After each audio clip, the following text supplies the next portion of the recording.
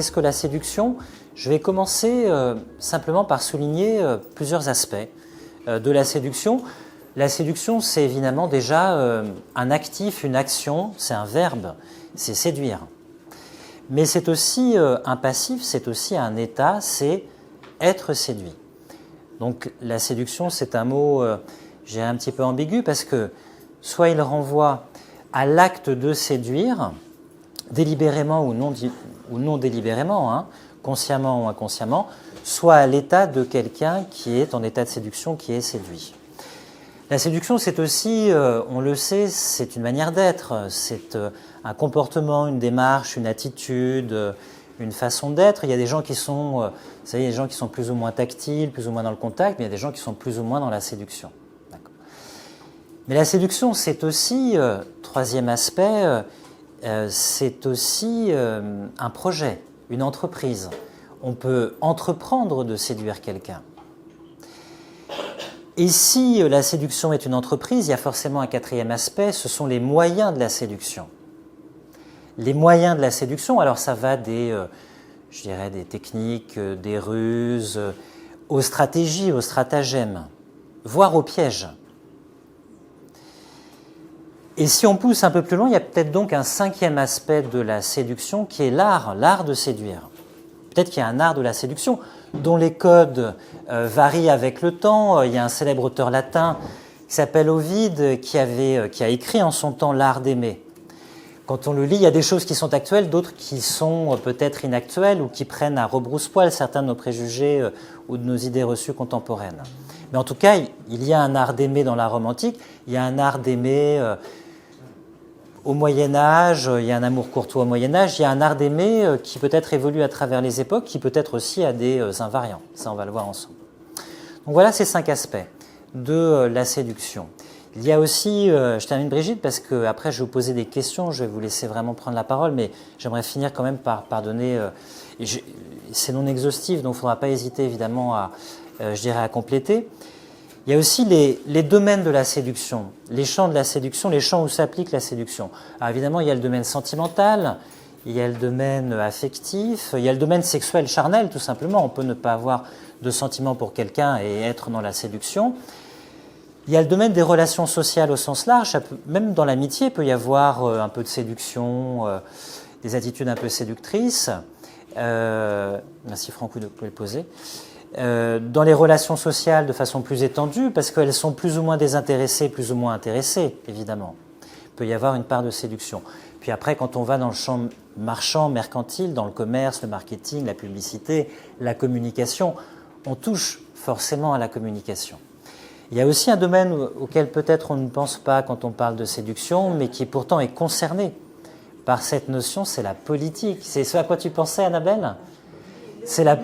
À vous, la politique, évidemment, peut-être depuis des lustres, en raison du clientélisme, de l'électoralisme, d'un ensemble du propagandisme, etc. Donc les champs de la séduction sont multiples. On l'a vu, les aspects sont multiples, les champs de la séduction sont eux aussi multiples. On dit souvent, là je passe au troisième point, après avoir parlé des aspects, après avoir parlé des champs d'application, on dit souvent qu'il y a 2 modes de séduction. Ne hurlez pas quand je vais vous les exposer, parce que je sais que ça repose sur certains préjugés culturels. On va en parler après, mais simplement je vous les expose. Il y a le mode actif, entreprenant, qui fait le premier pas, comme on dit. Puis il y a le mode passif, en apparence passif, plus attentiste, qui exerce un pouvoir de séduction, une influence attractive, une attraction, mais qui n'a pas besoin peut-être de faire les mouvements pour entreprendre de séduire. Et culturellement, on associe ces 2 modes de la séduction au masculin et au féminin, à tort ou à raison, mais on les associe au masculin et au féminin. Alors cette dichotomie des 2 modes de la séduction, l'un actif qui fait le premier pas, qui est entreprenant, voire conquérant, et puis l'autre plus passif, en apparence attentiste, qui n'a peut-être pas besoin justement de faire des mouvements pour séduire, cette distinction est en fait un petit peu, je ne dis pas spécieuse, mais elle est un petit peu artificielle. Pourquoi? Parce que si on considère les personnes qui sont dans une forme d'attentisme ou qui n'ont pas besoin de faire le premier pas pour séduire, en réalité, il y a beaucoup d'actions qui sont supposées. Souvent, une personne, si elle est Séduisante, si elle séduit, c'est parce qu'elle sait se mettre en valeur, elle pense à elle-même, elle sait se préparer, se tenir, parler, etc. Elle a un ensemble d'actions, soit qui préparent son apparition aux yeux des autres, soit qui permettent de déterminer son caractère. On a un caractère parce qu'on se comporte, on agit de certaines façons. Donc la passivité, le mode passif de séduction, en réalité, c'est un peu une apparence grossière. Il y a toujours des actions qui font qu'on affirme une manière d'être, une façon d'être qui est plus ou moins séduisante, plus ou moins séductrice. Ça, c'est pour les modes. Alors je passe au sens de la séduction, et là c'est le cœur du sujet, le cœur nucléaire, c'est plus difficile. C'est plus facile et c'est plus difficile. Alors c'est très simple si on veut parler de la séduction au sens contemporain. Le sens contemporain de la séduction, on peut le résumer, c'est très simple. Si on veut une définition un peu lapidaire, un peu laconique, c'est charmer. Charmer quelqu'un, exercer un attrait, une attraction, une influence sur quelqu'un, au moyen de qualités. Alors ces qualités, elles peuvent être physiques, elles peuvent être morales, intellectuelles, ça peut être l'humour, la façon de parler, la façon d'être, je l'ai dit. Tout un ensemble de qualités qui font que tout d'un coup vous apparaissez comme aimable, digne d'être aimé, et que vous exercez un pouvoir de séduction sur quelqu'un, une attraction.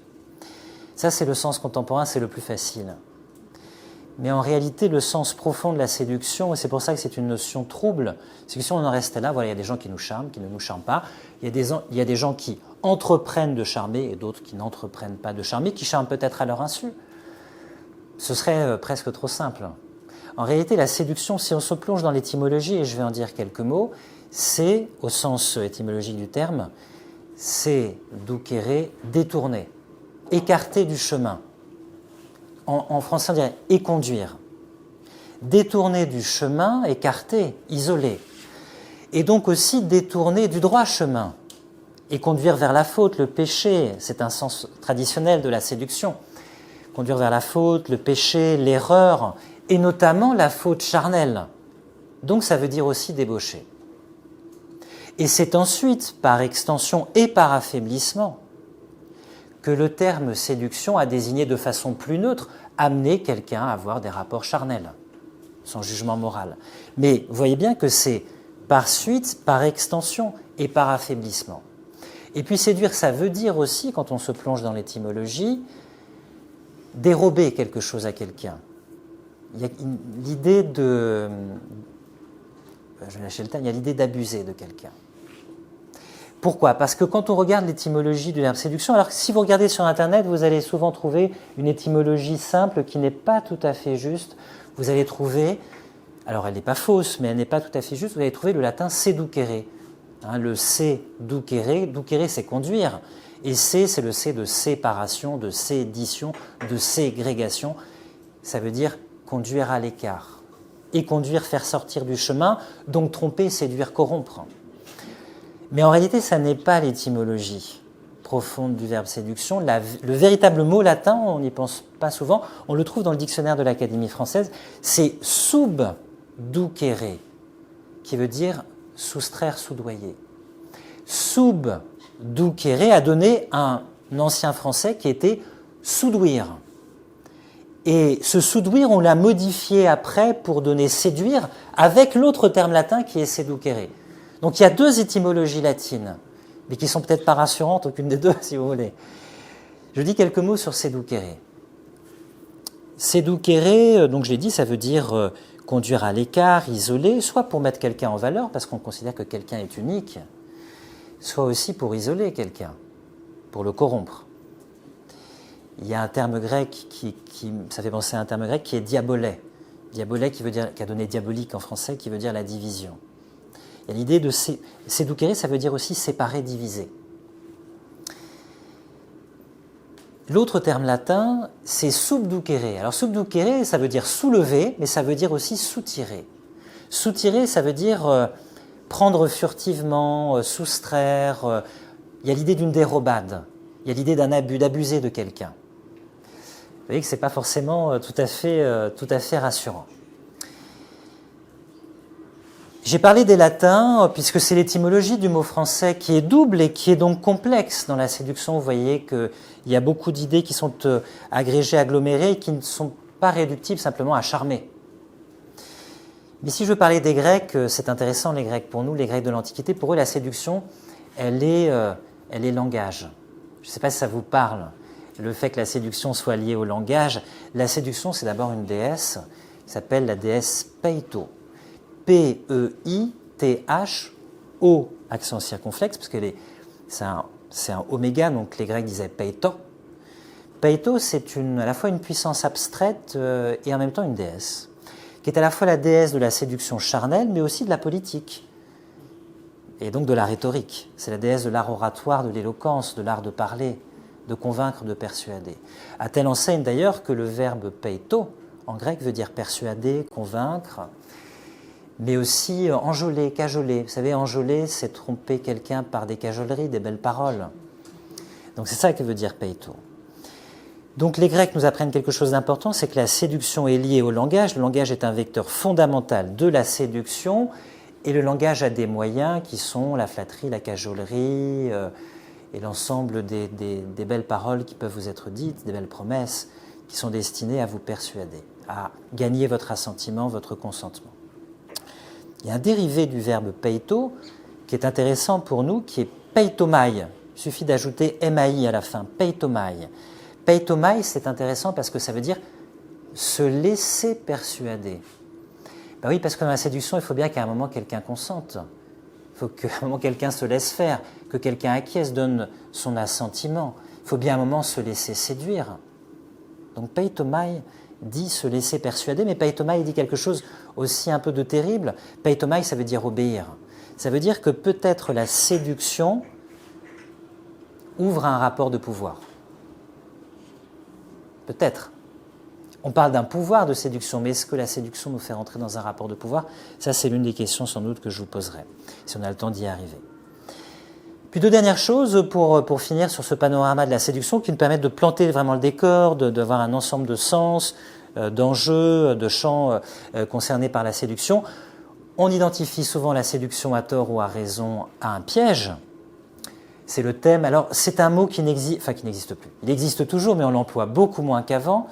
C'est le verbe appâter, et c'est le mot les appâts. Les appâts, avec un accent circonflexe, au pluriel, donc avec un TS, ou sans le T, même au pluriel. L'appât, c'est la nourriture qu'on met sur l'hameçon pour attirer, c'est la nourriture qu'on met dans un piège pour attirer l'animal. Ça donnait en français « prendre quelqu'un dans ses filets », l'expression « prendre » ou « le faire mordre à l'hameçon ». Hein. C'est la séduction au sens large. Hein. Dans le français classique, vous pouvez avoir des phrases du style « les honneurs ont sur lui peu d'appât », c'est-à-dire exercent sur lui peu de séduction, peu d'attrait. Donc, identification de la séduction à un piège. Il existe peut-être des pièges amoureux, des pièges sentimentaux. Et la deuxième identification célèbre, c'est l'identification de la séduction à un jeu. Alors ça, c'est le thème du flirt, de la badinerie. Alors je ne sais pas si on a le droit de jouer avec le cœur des autres personnes ou avec les sentiments des autres personnes, mais la séduction est souvent identifiée à un jeu.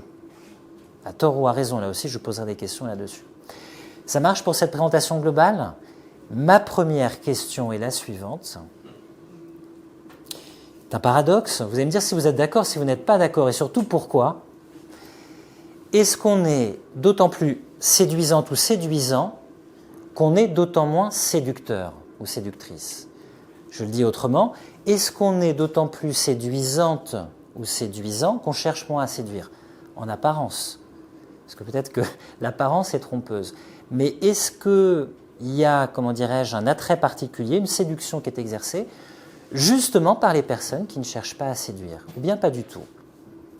Et si oui, expliquez-moi le paradoxe, parce qu'on serait tenté de dire que si séduction il y a, elle est liée à un projet de séduction, une entreprise de séduction, une démarche de séduction, des actions de séduction. Mais est-ce que finalement ce qui est le plus séduisant, c'est justement chez quelqu'un le fait qu'il ne cherche pas à nous séduire? Oui. Là, c'est un grand paradoxe de la séduction, parce que, j'y viendrai tout à l'heure, on entend souvent des reproches envers quelqu'un qui nous a séduits. Mais à un moment, on a bien voulu quand même se laisser... Eh oui. Et alors évidemment, s'il y a eu fausse promesse, mais en même temps, la personne a peut-être abusé de notre crédulité aussi, ça c'est vrai, ou de nos attentes. Mais en même temps, Est-ce qu'on ne s'est pas laissé tromper aussi, tout simplement? Et quelle est notre part de responsabilité dans le fait de se laisser tromper?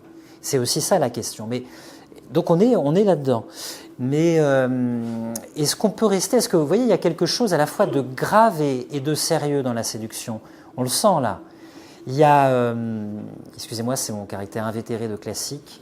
Il y a un terme grec qui est apathé, A-P-A-T-E, accent grave, apathé, qui veut dire la tromperie, la trahison, mais qui veut dire aussi le passe-temps, l'amusement. Peut-être qu'on est un peu dans ce mélange de grave et de sérieux, de quelque chose qui peut blesser en même temps de léger. La séduction, ça peut être le flirt, la badinerie, puis en même temps, ça peut jouer sur les attentes, des ressorts affectifs qui vont blesser quelqu'un, frustrer quelqu'un. Et donc, il y a un mélange, ça peut être un passe-temps, un amusement, et en même temps, quelque chose de léger d'un côté, quelque chose qui peut être ressenti comme grave, ou qui peut vraiment marquer la mémoire de quelqu'un. Je vais vous prendre l'exemple tiré du Rouge et le Noir de Stendhal. C'est l'histoire, je résume vraiment à grands traits, parce que je m'arrêtais sur un épisode bien précis, donc je ne rentre pas. Dans tout le roman, ce serait impossible. En tout cas, il nous faudrait 10 minutes, etc. Alors Julien Sorel, il est pauvre. Et il n'aime pas d'amour, mais d'une certaine façon, il veut conquérir à Paris une jeune fille qui a tout pour elle. Elle est jeune, elle est belle, c'est l'un des plus beaux partis de Paris. Elle s'appelle Mathilde de la Mole. Son père, le marquis de la Mole, est un personnage considérable. Il n'est que le secrétaire, il n'a aucune chance. Alors, il va utiliser, à tort ou à raison, un stratagème. Quel est ce stratagème? C'est une fille très orgueilleuse. Ça n'arrive jamais, mais on peut tomber sur ça. C'est une fille très orgueilleuse parce qu'elle a une haute idée d'elle-même. Elle a raison, c'est l'un des plus beaux partis de Paris, de France. Tous les jeunes hommes bien nés rêvent de la conquérir. Il y a un célèbre bal qui a lieu à l'hôtel de Retz. C'est la reine de la soirée. Tous les jeunes gens n'ont Dieu que pour elle. Et lui, il n'est rien. Alors, ce qu'il va faire, c'est qu'il comprend, c'est un célèbre commentateur de Stendhal qui s'appelait René Girard, il comprend le désir mimétique, il comprend en fait le jeu de la coquette qui s'aime tellement elle-même qu'elle s'amuse à attirer à elle le regard des autres qu'elle séduit pour mieux s'aimer elle-même. Comment la conquérir? En jouant l'indifférence. C'est le jeu de la feinte indifférence. Et même en faisant plus que la feinte indifférence, en faisant une cour éperdue à une femme qui est près d'elle, qui est moins belle qu'elle, qui a moins de choses pour séduire, mais en lui faisant une cour éperdue pour qu'elle assiste à cette cour qui ne la concerne pas. Cette femme, elle s'appelle Madame de Fervaques. Comment est-ce que Julien Sorel a cette idée? C'est un prince russe, le prince Korassov, qui lui souffle cette idée. C'est dans le chapitre 54. Si vous voulez aller regarder. Et le prince Korassov lui dit c'est très simple, il faut prendre une femme vertueuse dans l'entourage de Mathilde de la Mole, lui faire une cour éperdue pour qu'elle assiste au fait que vous puissiez tomber éperdument amoureux, être dévoué, ressentir de grands sentiments, mais justement pas pour elle, pour éveiller sa jalousie. Ce désir mimétique d'être la femme qui est courtisée et qu'elle n'est pas. Et Julien Sorel, il est fatigué, il dit je suis un peu comme un cadavre et tout. En plus, faire la cour à une femme que je n'aime pas, il lui dit il faut écrire au moins une lettre par jour. Je lui dis impossible. Une lettre d'amour à une femme que je n'aime pas. Il lui dit pas de problème, j'ai sous la main 6 volumes de lettres manuscrites pour tous les types de femmes. Et donc, il y a parmi les types de femmes, les femmes prudes, dévotes, vertueuses. Madame de Fervaques est veuve, elle pourrait très bien avoir une relation tout à fait librement consentie, elle est libre de sa richesse puisqu'elle est veuve. Mais elle est très prude, elle est très dévote, et donc Julien Sorel envoie un copiste chez le prince Korassov qui copie 53 lettres, il se retrouve avec 53 lettres manuscrites qu'il va lui-même recopier. Et les premières lettres, évidemment, qu'est-ce qu'on écrit à une femme qui est très vertueuse? Les premières lettres s'occupent à lui demander pardon de lui écrire. Donc, il lui écrit en lui demandant pardon de lui écrire. Et évidemment, il fait une cour éperdue. Et Mathilde de la Mole voit ça. Et Mathilde de la Mole, évidemment, va se dire, mais attendez, moi je suis quand même mieux faite, je suis plus digne d'être aimée, ce n'est pas moi qui l'aime. En plus, il l'aime visiblement d'un amour sincère, il lui écrit tous les jours, il est parfaitement dévoué. J'ai pas d'amant qui m'écrive comme ça. Elle parle à un moment des lettres qu'elle reçoit. C'est très intéressant, Stendhal, du point de vue du désir mimétique, parce qu'elle a plein de lettres de prétendants. Elle dit, c'est drôle, je reçois des lettres, c'est tous je dirais des écrivains différents, des jeunes gens différents qui écrivent la lettre, et c'est à chaque fois la même lettre que je reçois. Ils parlent tous le même langage de l'amour. Parce qu'ils vivent tous à la même époque, ils sont tous romantiques, ils rêvent tous de la même chose, ils ont tous le même langage. Elle dit, je lis toujours la même lettre. Et elle voit à côté d'elle quelqu'un qui reçoit des lettres qui ne ressemblent à aucune de celles qu'elle lit. Et non, ça va la piquer. Alors, moi, je vous pose la question, ce personnage qui n'a rien, et qui aime un personnage qui a tout, il a le droit ou pas d'utiliser des stratagèmes ou des ruses? Ou bien, en fait, il n'a pas le droit, il devrait se contenter de son naturel. Puis si son naturel ne suffit pas, bah, c'est pas grave. La séduction, c'est éphémère, en fait, souvent. C'est un très beau thème, la question de la pérennité de la séduction. Voilà, il est traité dès l'Antiquité dans le livre d'Ovide auquel j'ai fait référence, qui s'appelle L'Art d'aimer. Et L'Art d'aimer, c'est en ligne sur Internet. Si vous regardez le livre 2 de L'Art d'aimer d'Ovide, Ovide dit, c'est bien beau de séduire. Dans le livre 1, il donne un ensemble de recettes, pourrait-on dire, pour séduire, pour taper dans l'œil de quelqu'un, etc. Mais il dit la séduction la plus importante, la plus profonde, c'est l'objet du livre 2, c'est celle qui s'étend dans le temps, qui se pérennise après le moment de la conquête, après que la relation se soit établie. Et là, il donne des conseils pour que la séduction s'ancre dans le temps. C'est peut-être la plus belle partie de l'art d'aimer, celle qui est la plus négligée, parce que on regarde le livre 1 c'est drôle, c'est mignon, il donne des outils de séduction. Des outils qui vous plairaient, d'autres qui vous plairaient moins. À un moment, il dit, il faut promettre, faut jamais donner. Il faut jamais donner, parce que ça ne faut jamais donner. Un, parce que ça coûte cher. Et puis deux, parce que tant qu'on n'a pas donné... oui, mais les matrones romaines, là, vous réagissez, étaient amatrices de belles choses. Hein, donc il fallait mettre aussi le prix. Et tout le monde n'avait pas forcément les moyens. Il dit, mais aussi, c'est le fait de toujours différer le don qui fait que la personne s'accroche à ce que vous lui dites pour l'amener progressivement vers vous. Mais sans doute la partie la plus touchante, c'est le livre 2, comment la séduction s'ancre dans le temps, se pérennise. Et là, il donne des conseils de couple, c'est très intéressant. La séduction, c'est bien un pouvoir. On a un pouvoir de séduction, ou pas. J'ai pas dit qu'on fait un abus de pouvoir. On a un pouvoir de séduction ou pas. Et donc la question se pose quand même de savoir si on fait rentrer les rapports de séduction dans la catégorie des relations de pouvoir. Pas simplement sur le plan sentimental, personnel, affectif, mais aussi sur le plan de la conquête du pouvoir.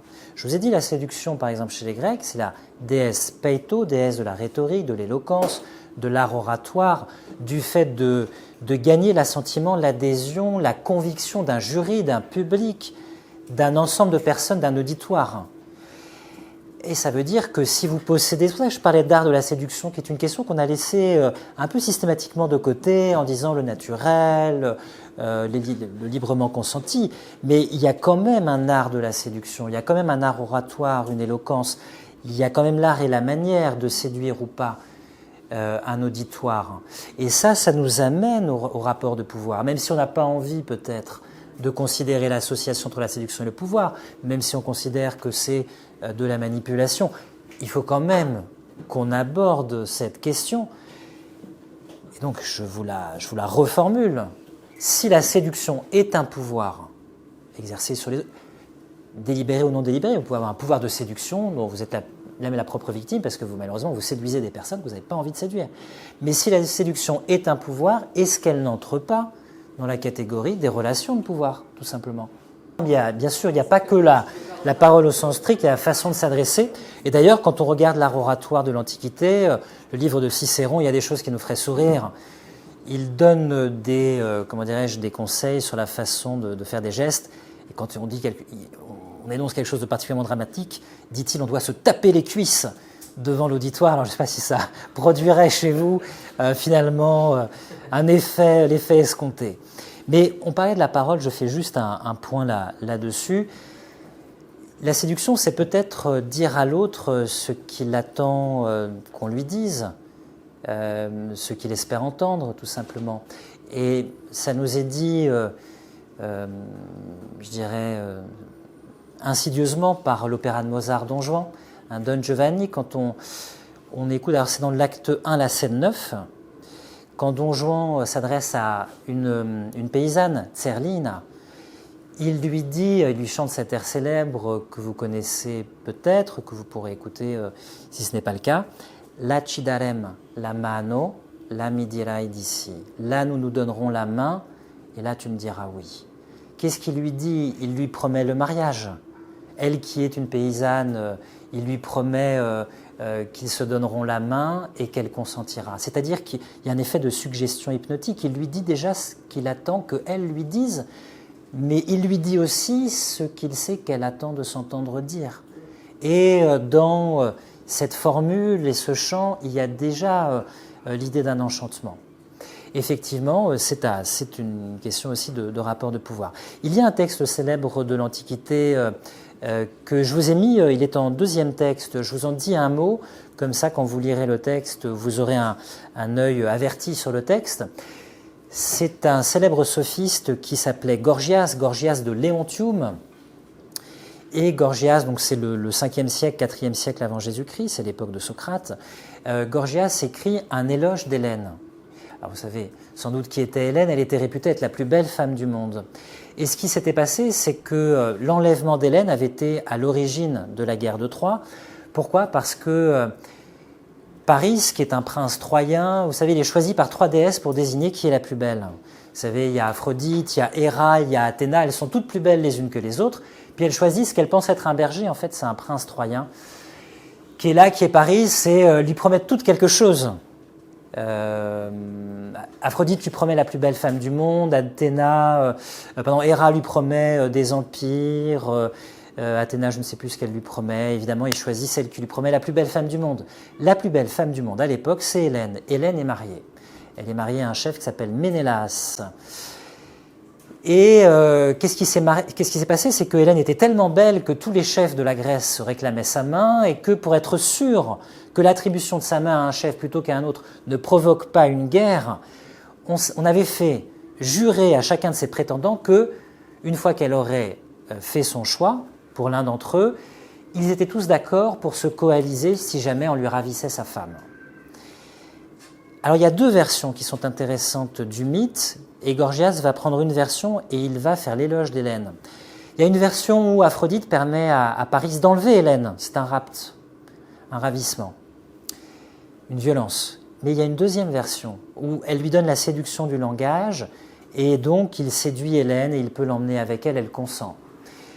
La question est donc la suivante, puisque c'est le début de la guerre de Troie, une fois qu'il a enlevé Hélène, tous les princes de la Grèce vont se coaliser pour aller contre Troie, puisque ce prince troyen a enlevé avec lui la belle Hélène et l'a emmenée dans la citadelle de Troie. Ils vont donc tous se coaliser, ça provoque la guerre de Troie.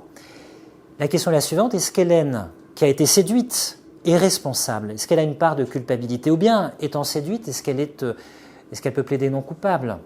Et Gorgias fait un éloge d'Hélène pour plaider l'innocence. Et il dit la chose suivante, il va très loin sur la déresponsabilisation de la personne séduite, ce qui va donner lieu à une question que je vais vous poser sur séduction et responsabilité. Et du côté non pas de la personne qui séduit, du côté de la personne qui a été séduite. Gorgias dit la chose suivante, vous regarderez le discours, la parole est un tyran très puissant. Pourquoi? Parce que les mots, c'est incorporel, c'est une matière très subtile qui pénètre l'esprit, qui nous domine insidieusement, qui peut produire la joie, nous accabler de tristesse, chasser le chagrin et qui donc a un pouvoir extrêmement grand, le discours, quand il est maîtrisé. Mais nous dit Gorgias, et là c'est sa thèse, c'est très étonnant, ce que fait le discours sur l'âme est analogue à ce que fait une contrainte physique sur le corps. Incroyable. Ça veut dire que si Paris a enlevé Hélène et son corps, ça c'est une version du mythe, c'est une violence. Mais s'il l'a séduite, il a d'une certaine façon gagné son consentement de l'intérieur. Il lui a fait, peut-on dire, une violence inaperçue. Il lui a fait une violence inaperçue qui est l'analogue pour l'âme de ce qui se passe pour le corps quand on enlève quelqu'un. Et donc il dit, c'est pas parce qu'il l'a séduite qu'il a gagné son consentement qu'il ne lui a pas fait de violence. Il lui a fait une contrainte, il lui a fait une violence. Il l'a autant contrainte que s'il avait contraint son corps, mais Simplement, il a contraint son âme. Et comme elle a consenti à son discours, qui était insidieux et qui était puissant, il n'y a nulle trace, si vous voulez, de coups et blessures, nulle trace de violence, mais il y a l'effet d'une contrainte. Et Gorgias dit la chose suivante, mais finalement, le discours est comme une drogue. Il y a des drogues qui peuvent nous guérir, il y a des drogues qui peuvent produire l'accoutumance, et le discours, par sa séduction, peut lui aussi produire comme une drogue un effet d'accoutumance et nous plonger dans une torpeur ou éveiller en nous certains sentiments. Et donc il conclut en disant, je résume, mais vous lirez son texte, s'il est vrai qu'Hélène a été séduite, elle n'a pas commis l'injustice, elle a subi l'infortune. Ce qui m'amène à la question suivante. On dit toujours, on porte la responsabilité sur la personne qui nous a séduits. D'accord, j'ai fait ceci, j'ai fait cela, mais j'étais en état de séduction, j'étais séduit, j'étais séduite. Et la responsabilité est souvent portée sur la personne qui nous a séduits. Mais est-ce qu'il n'y a pas une responsabilité du fait d'être séduit? On parlait de la politique tout à l'heure. On disait oui, ce sont de fausses promesses, les promesses électorales, on nous trompe. Mais est-ce qu'il n'y a pas à un moment une responsabilité de la personne qui est trompée ou de l'électorat qui est trompé de se dire bon bah c'est aussi un petit peu de ma responsabilité. Je ne suis pas qu'une je ne suis pas qu'une pure victime. Peut-être qu'il se joue quelque chose. Alors, où est la responsabilité? Parce qu'à un moment, il faut bien que quelqu'un se laisse séduire, se laisse persuader. Qu'est-ce qui nous séduit dans les images du marketing? C'est le troisième texte, c'est un pan qu'on n'a pas eu le temps d'aborder. De même qu'on n'a pas eu le temps d'aborder donc, beaucoup d'aspects sans doute, mais notamment la question de savoir si la séduction vient toujours d'une perfection. Parce qu'on a dit que la séduction, c'est un charme qui vient de certaines qualités, réelles ou fantasmées, qu'on prête à l'autre ou qu'on décèle chez l'autre, ou d'un idéal, ou on serait tenté de dire certaines perfections. Mais en réalité, il existe aussi des défauts charmants. Et peut-être que, effectivement, vous êtes d'accord, et peut-être qu'on est d'autant plus séduisante qu'on a justement des imperfections, des défauts. Donc ça, c'est un paradoxe, mais qu'on n'a pas eu le temps d'aborder. Je dis quelques mots en conclusion sur le premier texte que vous aurez dans la liste des textes. C'est un texte tiré des Liaisons dangereuses. C'est un texte très célèbre qui se trouve au début des Liaisons dangereuses où le vicomte de Valmont répond à la marquise de Merteuil. La marquise de Merteuil, dans la lettre 5, apprend que le vicomte de Valmont, qui séjourne chez sa tante, Madame de Rosemonde, s'entiche, elle va comprendre surtout qu'il est tombé vraiment amoureux, peut-être pour la première fois de sa vie, sans doute pour la première fois de sa vie, en tout cas à sa connaissance, est tombé amoureux d'une femme qui est Madame de Tourvel, qui est mariée à un président de Parlement, qui n'est pas là, et c'est pour ça qu'il appelle souvent Madame de Tourvel la présidente. Et elle se trouve chez Madame de Rosemonde, il fait sa connaissance et il tombe amoureux d'elle. Et Madame de Merteuil a un autre plan machiavélique, on parlait de machiavélisme, de manipulation tout à l'heure. Elle veut utiliser le vicomte de Valmont pour séduire une jeune fille et la corrompre, c'est Cécile de Volanges, parce qu'elle veut se venger de l'homme qui va se marier avec cette jeune femme qui est encore vierge. Et il veut qu'elle soit déflorée, elle veut qu'elle soit déflorée, elle veut qu'il soit déçu et qu'il soit trompé dans ses attentes, puisqu'en fait c'est un ancien amant qui a éconduit Merteuil, elle qui généralement ne se fait jamais éconduire. Elle en a conçu une rage vengeresse et elle a besoin du vicomte de Valmont pour arriver à ses fins. Et donc elle lui écrit dans la lettre 5 quelque chose pour casser du sucre sur Madame de Tourvel, qui est prude, qui est dévote. Elle lui dit, mais elle est déjà âgée, elle a 22 ans.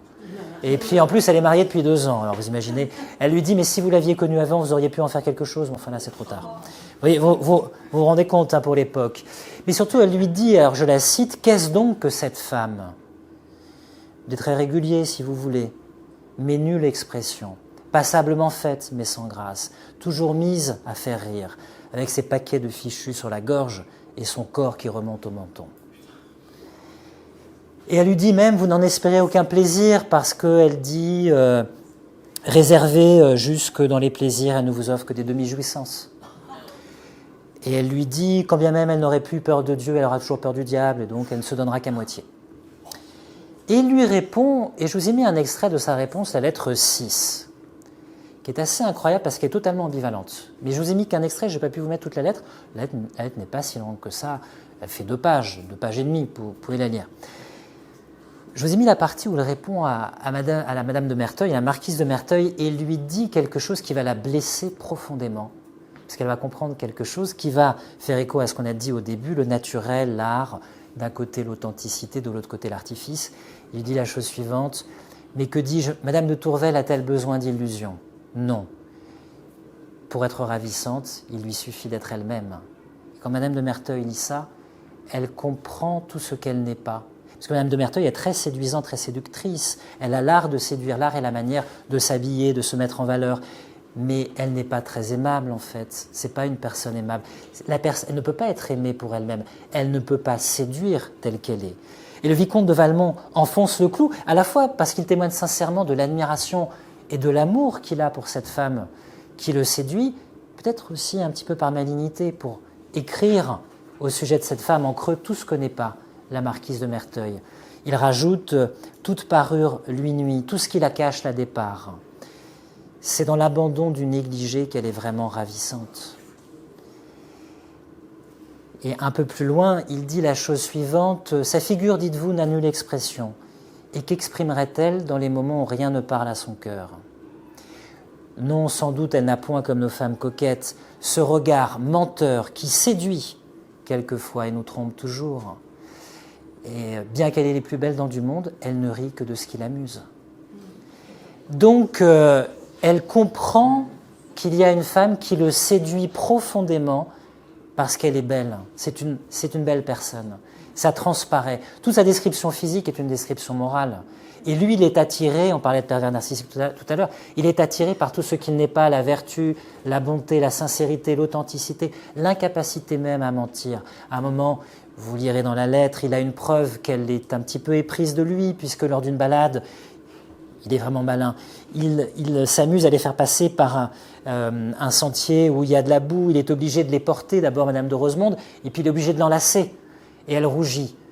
Et quand Madame de Rosemonde dit « Oh, l'enfant a eu peur », elle ne peut même pas mentir, elle ne peut pas dire non, elle ne peut même pas mentir. Il est éperdu d'amour pour elle, tout d'un coup. Mais, et c'est là toute l'ambivalence de la séduction, et vous pourrez lire la fin de la lettre, ça se termine par une autre réponse à Madame de Merteuil qui est tout à fait différente. La première réponse à Madame de Merteuil, on l'a vu, c'est « Elle est séduisante au naturel », parce qu'elle n'a pas l'artifice de quelqu'un qui se maquille, qui se contrefait.